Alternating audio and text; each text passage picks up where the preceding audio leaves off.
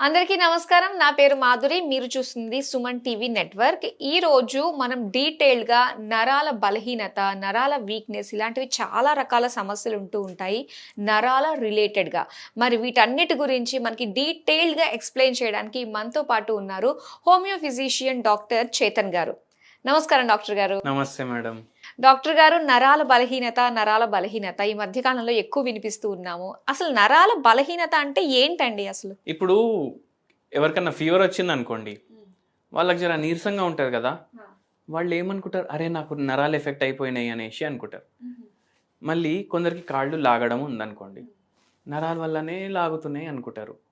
కొందరికి జర ఎక్కువ యాక్టివ్ అనిపిస్తలేదు, అయితే కూడా నరాల ప్రాబ్లం అనుకుంటారు. కానీ ఎన్నోసార్లు నరాల ప్రాబ్లం ఉండొచ్చు, ఎన్నోసార్లు ఉండకపోవచ్చు. ఇప్పుడు ఒక పేషెంట్కి కాళ్ళు లాగడం ఉండే, ఇక్కడ నడుము నుంచి కింద వరకు కాళ్ళు లాగడం ఉండే. ఆ పేషెంట్ ఏమనుకున్నారు, నరాల ప్రాబ్లం ఉందనుకున్నారు. ఎక్కడ ఉంది ప్రాబ్లం అనుకున్నారు, కాళ్ళల్లో ప్రాబ్లం, కాళ్ళు లాగుతున్నాయి కదా, ఈ కాళ్ళ నరాల ప్రాబ్లం అనుకున్నారు. కానీ యాక్చువల్గా ఏం ప్రాబ్లం ఉండే తెలుసా, ఆ పేషెంట్కి లంబార్ రీజన్లో డిస్క్ బల్జెస్ అయినాయి, డీజనరేటివ్ చేంజెస్ అయినాయి. అయితే మెయిన్ నరం నడుములో ప్రాబ్లం ఉండే, దానివల్ల ఏమవుతుంది, అది స్పైనల్ కార్డ్ కంప్రెస్ అవుతుంది. ఆ కంప్రెస్ అవ్వడంతోటి ఈ కాళ్ళు మొత్తం లాగుతున్నాయి. కరెంట్ అయితే ఇడికెళ్ళే వస్తుంది కదా, నరాలు ఏం చేస్తాయి, బ్లడ్ క్యారీ చేయవు, ఇక్కడక్కడ ఓన్లీ కరెంట్ పాస్ చేస్తాయి. ఇప్పుడు మనం చేతులు ఊపడానికి కూడా, తినడానికి, మింగడానికి, ఇవన్నిటికీ నరాలు కరెక్ట్గా పనిచేయాలి. అయితే ఇది మొత్తం బాడీ మొత్తం దేని మీద నడుస్తుంది, కరెంట్ మీద నడుస్తుంది. ఇప్పుడు ఇక్కడ మెయిన్ నరం ప్రెస్ అవుతుందంటే సరిగా కరెంట్ ఏమో కాళ్ళ వరకు పాస్ అవుతలేదు. అయితే ఇప్పుడు పేషెంట్లు కొందరు అట్లా మిస్టేక్ చేసుకుంటారు, ఏంది కాళ్ళల్లో ఉంది ప్రాబ్లం అనుకుంటారు, కానీ యాక్చువల్ ప్రాబ్లం ఇక్కడ ఉంది. ఇప్పుడు ఈ చేతులు ఫింగర్ టిప్స్లో తిమ్మిర్లు వస్తాయి కదా, ప్రాబ్లం ఇక్కడ ఉండొచ్చు. షుగర్ వ్యాధి ఉందంటే ఇక్కడ పెరిఫరల్ న్యూరోపతి వల్ల ఇక్కడ ఉండొచ్చు, కానీ మ్యాక్సిమం కేసెస్లో ఎక్కడ ఉంటుంది ప్రాబ్లం, మెడలో ఉంటుంది. ఎందుకంటే మెయిన్ నరం మెడలో ఉంది, అక్కడ కంప్రెషన్ వల్ల ఇక్కడ అవుతుంది. మళ్ళీ కొందరు పేషెంట్లు ఏమంటారు, మాకు చక్కర్లు వస్తున్నాయి అంటారు. మాకు చక్కర్లు వస్తున్నాయి అనేసి వాళ్ళు ఏమనుకుంటారు, ఏదో బ్రెయిన్లో ఏమైనా అయిపోయింది అనుకుంటారు. అది కూడా మెడలో ఒక్కొక్కసారి ప్రాబ్లం ఉంటుంది, ఒక్కొక్కసారి చెవిలో ప్రాబ్లం ఉంటుంది, దానివల్ల అట్లా చక్కర్లు రావడం ఉంటుంది, స్పాండిలోసిస్ అట్లా. మళ్ళీ ఒక విచిత్రం కేసు చెప్తాను మీకు. ఒక పేషెంట్కి ఫుల్ డే హెడేక్, ఏ మందు వేసుకున్నా తగ్గుతలేదు. అది హెడేక్ ఎందుకు అయింది తెలుసా మీకు? జనరల్గా పేషెంట్ ఏమనుకుంటుండే, నేను సరిగా పడుకుంటలేదు, నాకు మైగ్రేన్ అయిపోయింది, సైనస్ ఉంది, దానివల్ల హెడేక్. అట్లా రాలేదు. ఫేషియల్ నర్వ్ అనేసి ఒక నరం ఉంటుంది, ఫేషియల్ నర్వ్ అనేసి ఒక నరము ఇక్కడ ఫేస్ పైన పాస్ అవుతుంది. అయితే ఏమైందంటే విజ్డమ్ టూత్ ఉంటాయి, ఐడియా ఉందా మీకు? ఇక్కడ వెనకాల ఇక్కడ 2 పైన ఉంటాయి, 2 ఏమో కింద ఉంటాయి. అవి పీకేయాలి అనేసి వాళ్ళ డెంటిస్ట్ ఏమో సజెస్ట్ చేసిండ్రు.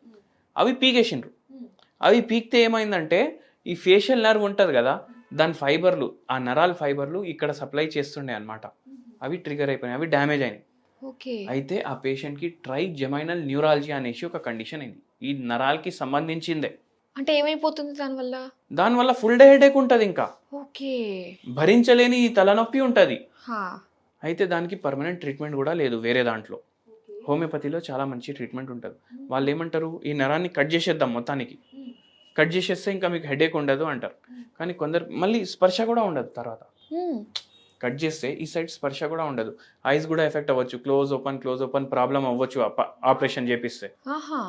అయితే మన దగ్గర వచ్చిండ్రు, మన దగ్గర హోమియోపతి మందులు వాడినరు, 1 year మందులు వాడినరు. ఫస్ట్ 4 monthsలో సిమ్టమ్స్ అన్ని డిసపియర్ అయిపోయినాయి, మెల్లమెల్లగా పూర్తిగా తగ్గిపోయింది. దాని తర్వాత 1 year తర్వాత మనం హోమియోపతి మందులు కూడా ఆపేసినాం. ఎందుకైతే ఈ నరాల ప్రాబ్లమ్స్ అంటే ఇట్లా ట్రూత్ ఎక్స్ట్రాక్షన్ వల్ల కూడా నరాల ప్రాబ్లం అవ్వచ్చు. మళ్ళీ మనం పిల్లో సరిగా పెట్టుకోక, కొందరికి గట్టి పిల్లోలు కావాలి, అరే మాకు గట్టిది కావాలి లేకపోతే మాకు నిద్ర రాదు అంటారు. అట్లాంటి వాళ్ళకి కూడా అవుతుంది. ఇప్పుడు ఎన్నోసార్లు ఏమవుతుంది, స్ట్రెస్లో వెళ్ళిపోతాడు పేషెంట్, ఏం ఆలోచించినా ఒక సమాధానం రాదు ఆయనకు. అట్లాంటప్పుడు కూడా స్ట్రెస్ వల్ల కూడా ఒక్కొక్కసారి నరాల ప్రాబ్లం వస్తుంది, బీపీ వ్యాధి వల్ల వస్తుంది, బీపీ గోళీలు వేసుకోవడం వల్ల నరాల ప్రాబ్లం అవుతుంది. మళ్ళీ షుగర్ వ్యాధి, షుగర్ గోళీలు, దానివల్ల కూడా నరాలు ఎఫెక్ట్ అవుతాయి. అంటే ఇది పలానా ఏజ్ వాళ్ళకి మాత్రమే వస్తుంది అనుకోవడానికి లేదు. అయితే కాదు, లేదు, ఎవరికన్నా రావచ్చు. సో ఇప్పుడు ఒక సిండ్రోమ్ కూడా నడుస్తుంది, జీబీ సిండ్రోమ్ అనేసి, గలెన్ బార్ సిండ్రోమ్ అనేసి. ఇప్పుడు చాలా మందికి అది ఎఫెక్ట్ చేస్తుంది. అది కూడా నరాలనే ఎఫెక్ట్ చేస్తుంది. అంటే కరెంట్ పాస్ అవుతుంది కదా నరాలది, అది సరిగా పాస్ అవుతలేదు. ఎందుకంటే పేషెంట్ల మైలిన్ షీట్ డ్యామేజ్ అవుతుంది, ఆటో ఇమ్యూన్ డిసీజ్ లాగా వస్తుంది అనమాట. అంటే రీజన్ ఏంటంటారు ఈ డిసీజ్ రావడానికి? ఈ డిసీజ్ రావడానికి రీజన్ ఏంటంటే ఇప్పుడు కోవిడ్ తర్వాత, కోవిడ్లో మనం ట్రీట్మెంట్లు తీసుకున్నాం, స్టెరాయిడ్లు వేసుకున్నాం, వ్యాక్సిన్లు తీసుకున్నాం, మళ్ళీ కోవిడ్ తోటి మొత్తం డెత్ని చూసి మళ్ళీ రిటర్న్ వచ్చినాం. అవును. అయితే అట్లాంటి వల్ల బాడీలో ఏమేమి ఎఫెక్ట్లు అవుతున్నాయి ఇప్పుడు వరకు తెలియదు. ఇప్పుడు ఎట్లయిపోయిందంటే ఒక పేషెంట్కి ఇప్పుడు వెయిట్ లాస్ కోసం ఇంత బాధపడతారు కదా కొందరు, అరే వెయిట్ లాస్ అయితే లేదు, వెయిట్ లాస్ అయితే లేదు. 98 kgs ఉండే ఒక పేషెంట్ కోవిడ్ తర్వాత ఆయనకు నెలకు ఒకసారి జలుబు వస్తుంది, నెలకు ఒకసారి దగ్గు వస్తుంది. ఇప్పుడు 70 kgsకి వచ్చేసిండు ఆయన, ఏం చేయకుండా. అంటే ఏ బాడీలో ఎట్లా ఎఫెక్ట్ అవుతుంది మనకు తెలియదు ఇప్పుడు వరకు. అయితే దీనికి క్యూర్ అంటే ఎలా చేయగలం అంటారు మన దగ్గర? హోమియోపతిలో మేమేం నమ్ముతామంటే రోగాలు వేరే వేరే కాదు. ఇప్పుడు దెబ్బ కాళ్ళలో తగిలింది అనుకోండి, కాళ్ళ దెబ్బ గట్టిగా తగిలింది, బాగా బ్లడ్ వచ్చింది, సూచర్లు వేసిండ్రు, వోండ్ హీలింగ్ అయినప్పుడు వరకు మనకు జర నీరసంగా ఉంటుందా లేదా? ఉంటుంది. మళ్ళీ మనం స్పేర్ పార్ట్ లాగా ఓన్లీ కాళ్ళని ఎందుకు ట్రీట్మెంట్ ఇవ్వాలి? మనిషికి ట్రీట్మెంట్ ఇవ్వాలి, అవునా కాదా?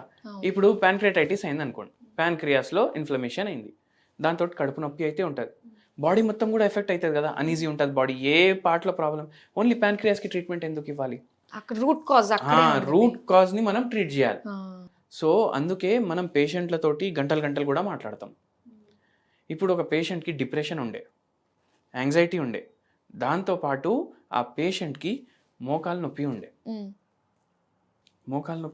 ఉండే, మళ్ళీ ఆపరేషన్ కంపల్సరీ చేయించుకోవాలన్నారు. కానీ అది సమాధానం కాదు కదా. మనం పేషెంట్ తోటి మొత్తం మాట్లాడి మైండ్లో ఏం ప్రాబ్లం ఉంది, బాడీలో ఏం ప్రాబ్లం ఉంది, పేషెంట్ ప్రకృతి ఎట్లుంది, ఇవన్నీ చూసుకొని మందిస్తాం. మీకు మేమేమంటామంటే రోగం వేరే వేరే రూపంలో మీ బాడీ పైన కనిపిస్తుంది, అది మైండ్లో కూడా కనిపించవచ్చు, బాడీ పైన కూడా కనిపించవచ్చు. రోగం అనేది ఒకటే, దాన్ని బాడీలోకి వెళ్ళి బయటికి తీయాలి.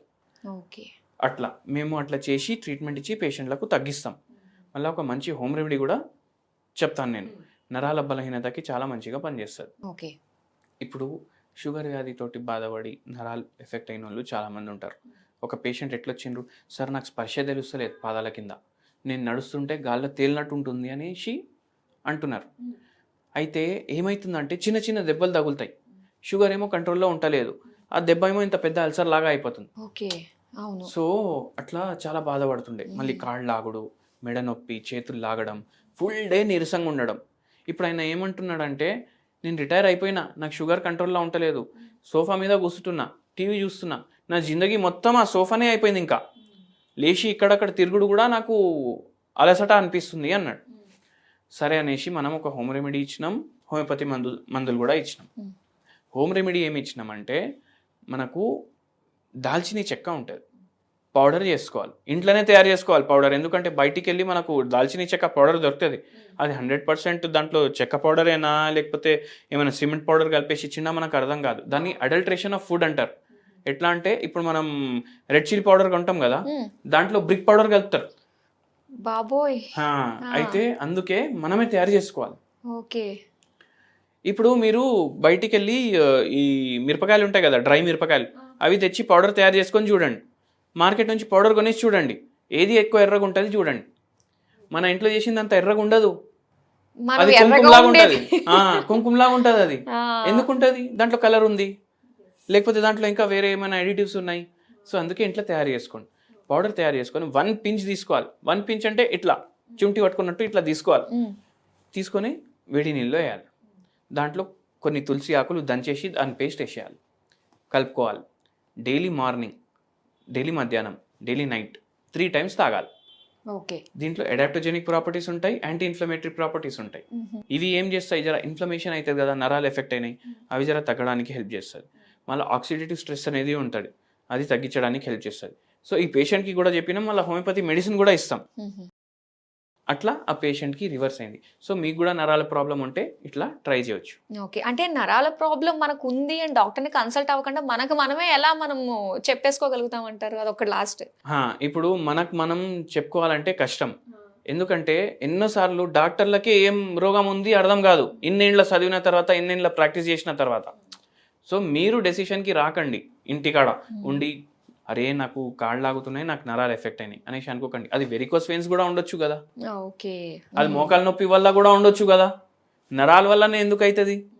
సో అట్లా ఊహించుకోకండి. తలనొప్పి అయితే మైగ్రేన్ కూడా ఉండొచ్చు, నరాల వల్ల కూడా ఉండొచ్చు. సో ఒక్క కన్క్లూజన్కి రాకండి. Thank you so much doctor, చాలా డీటెయిల్గా తెలియజేసినందుకు ధన్యవాదాలు.